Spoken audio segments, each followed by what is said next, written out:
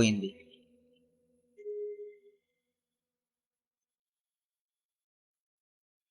కుశాగ్రబుద్ధి, మందబుద్ధి మాత్రం స్నేహితుడి మాట వినకుండా ఆ చెరువులోనే ఉన్నాయి.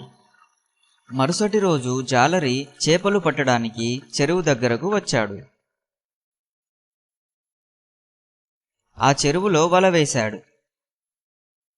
అప్పుడు కుశాగ్రబుద్ధి మరియు మందబుద్ధి ఆ వలలో చిక్కుకున్నాయి. అయ్యో, ఎంత పని జరిగింది! మనం వలలో చిక్కుకున్నాము.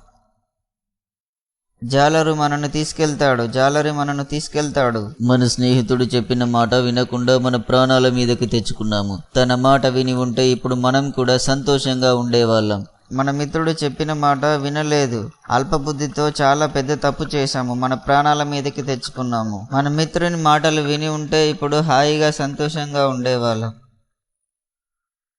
అయ్యో, మనం చనిపోతాము.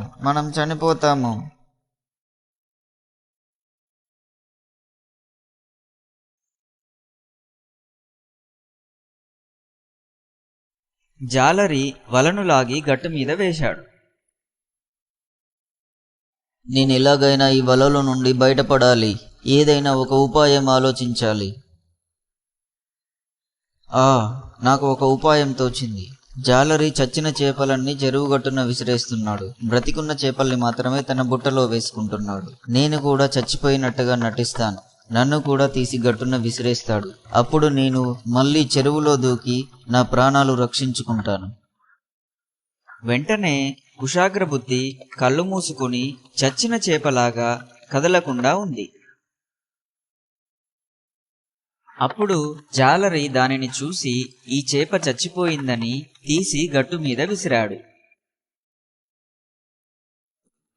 అప్పుడు వెంటనే కుశాగ్రబుద్ధి చెరువులోకి దూకి తన ప్రాణాలను రక్షించుకుంది. కాని తెలివిలేని మందబుద్ధి మాత్రం బయటికి రాలేక వలలోనే ఉండిపోయింది. నేను వలలో నుండి బయటికి రాలేకపోతున్నాను. అప్పుడు జాలరి ప్రాణాలతో ఉన్న చేపను తీసి తన బుట్టలో వేసుకున్నాడు. తెలివిగా ఆలోచించకపోవడం వల్ల జాలరి వలలో చిక్కి మందబుద్ధి తన ప్రాణాలను కోల్పోయింది. అందుకే ప్రమాదం వస్తుందని తెలియగానే వెంటనే తెలివిగా ఆలోచించి ప్రమాదం నుండి బయటపడాలి. లేదంటే ఆ ప్రమాదంలో మనం ఉన్నప్పుడు తెలివిగా సమయస్ఫూర్తితో ఆలోచించి ప్రమాదం నుండి తప్పించుకోవాలి. అందుకే తెలివిగా దూరదృష్టితో ఆలోచించడం చాలా మంచిది.